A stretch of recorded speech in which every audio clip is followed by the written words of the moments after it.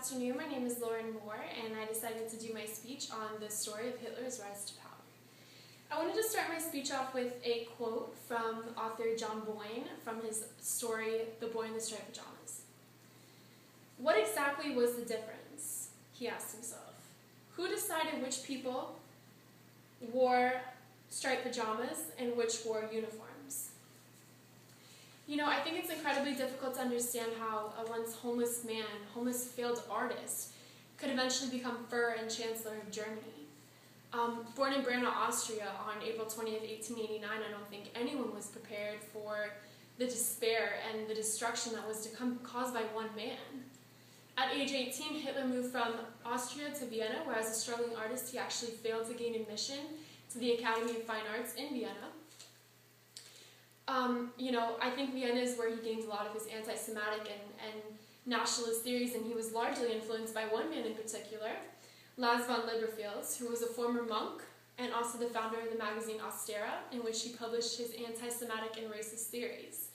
In May 13th, Hitler left for Munich, and by 1914 he enlisted in the army.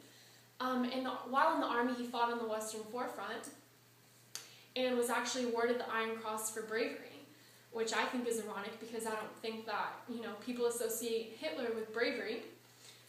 But while he was in the army, he was given the job of spying on newly developing political parties, in which he actually came across the German Workers' Party. After the first meeting, I think he was smitten and he decided to join. By 1920, he actually claimed control of the party, ironically, and changed the name from the National Socialist German Workers' Party. And he gave himself title of Führer, which means leader. Facing political and economic crisis in 1923, Hitler decided to make a bid for power, which eventually became known as the Beer Hall Putsch. He felt like local leaders might be planning a revolution against him, and I think that anyone that's read about Hitler or seen movies about Hitler knows that if it has to do with power, Hitler wants to be a part of it. So he didn't want anything to go on without him, so he had his troops actually surround the building where three local leaders, he wanted to convince them to join them. These three local leaders were von Kahr, von Sester, and von Laszlo. It didn't exactly go the way that he intended, and the next day Hitler surrounded the streets of Munich and actually paraded the streets with his supporters, and this actually caused a bloody shootout and left many killed and many injured. Within the next 2 days, Hitler was actually arrested and was sentenced to 5 years in Landsberg Castle, and as history shows it, he only served 9 months. And I think that while he was in prison, which was obviously where he wrote his book Mein Kampf, which means my struggle, this was really where he could, vent, where he had time to sit down and write his views, and later after he gained control, it was a huge widespread book, meant for his National Socialism followers. So I think that was a really important component to his rise to power. Reading it back, you see what he actually felt and what his thoughts were. After he was released from prison, he began rebuilding the Nazi Party, because while he was gone, it actually disintegrated and was destroyed. So when he got out, he made it a point to actually rebuild.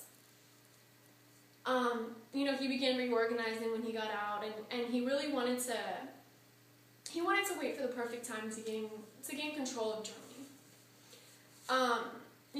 Anyone who knows Hitler, I think, knows that he's a very skillful maneuverer, and he did this with the Nazi Party as well. He emerged as the sole leader of the Nazi Party. He wanted to be the head of everything, and he wanted supporters, and he wanted, people to be with him. And the Führer that he established himself actually established him as the one and only who people had to swear to until death, which is what many of them eventually did. He wanted to develop a centralized and structured government that could eventually run for, compete in Germany's future elections. In 1925, Paul von Hindenburg became president, and, Hitler wanted people to believe that the Weimar Republic, which was the German government, was a Jewish leftist conspiracy of destruction, and he wanted them to believe that they needed saving, and he was the hero to save them, that he was the quote-unquote Superman of some sort.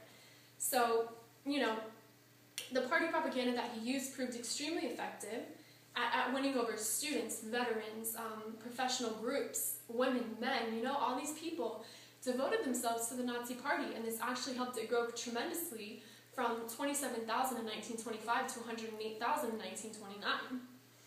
A lot of people say that when the Great Depression began, that Hitler arrived because the Wall Street crash in 1929 caused fear and panic throughout all of Germany, and the public was largely dissatisfied with Germany's economy and the political leadership, and there was so much anger about the World War I, and the despair of the people of Germany. It really caused the Weimar Republic to crumble, and they were unable to cope with this. The unemployment had doubled from 3 to 6 million by 1932, and I think because of this, the government actually collapsed. And finally becoming a German citizen, Hitler decided, luck is always on his side, that he wanted to run for president. So he ran against the largely respected but clearly aging Paul von Hindenburg. He actually didn't win, but he gained 30% of the vote. And I think that even though he didn't win, I think Germans were really starting to accepting this Nazi way of the future, and he gained a lot more supporters through this election, and I think this really started his role to becoming the person that he became. Even though he didn't win, he entered a coalition government as chancellor in January 1933. And in August 2nd, 1934, Paul von Hindenburg actually passed away. The days preceding his death, Hitler signed a decree abolishing the position of presidency altogether. Hitler never really got along with the Weimar Republic, and I think that, after the death of Paul, I think this really could help him, gain the complete control that he wanted. So after the abolishment of the presidential title was gone, in its place he created Fuhrer and Chancellor, which he clearly appointed himself as. Obviously 61 months later, Germany invaded Poland. A few months after that, the Holocaust began. And, the result, 60 million died, and, a whole continent was destroyed, and the cause was because of one man's rise to power. And so many of his Nazi supporters believed that he was the God to save them, and that God had sent him down to save Germany. And I want to end this speech with a quote that I found. It says, "Make the lie big, make it simple, keep saying it, and eventually they'll believe it." Adolf Hitler.